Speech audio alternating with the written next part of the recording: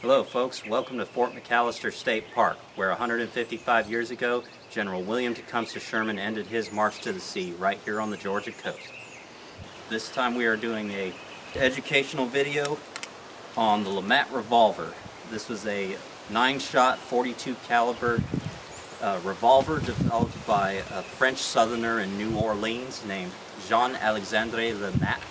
He was a good friend of famous Confederate General Pierre-Gustave Beauregard, and his concept design was to create a dragoon pistol that was both a revolver and a shotgun. Under the main barrel here is an 18-gauge shotgun, and it could fire a round of buckshot or a 62 caliber ball. So to load a cap and ball revolver of this type, each component had to be put in separately.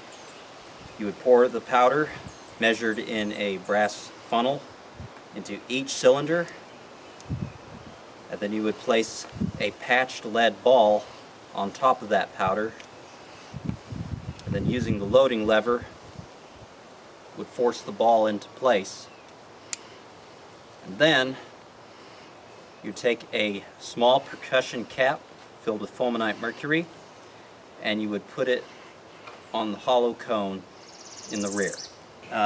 When the war broke out in 1861, about 5 years after this was patented, Mr. Lemat moved all of his production over to Paris, France, where about 1,800 of them were produced, and about half of them made it into the Confederacy.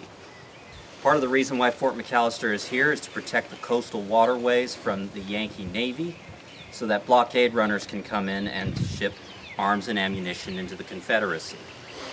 And this worked pretty well for Mr. Lemat's business.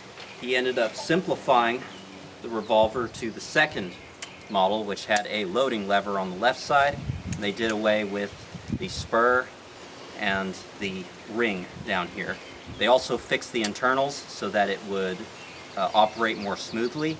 But in 1865, when the war ended, Mr. Lemat had a hard time finding business. He tried manufacturing some in Liège, Belgium, with the pinfire and later centerfire cartridges, but he was such a poor businessman with no one buying his revolvers that he ended up folding his business in 1869.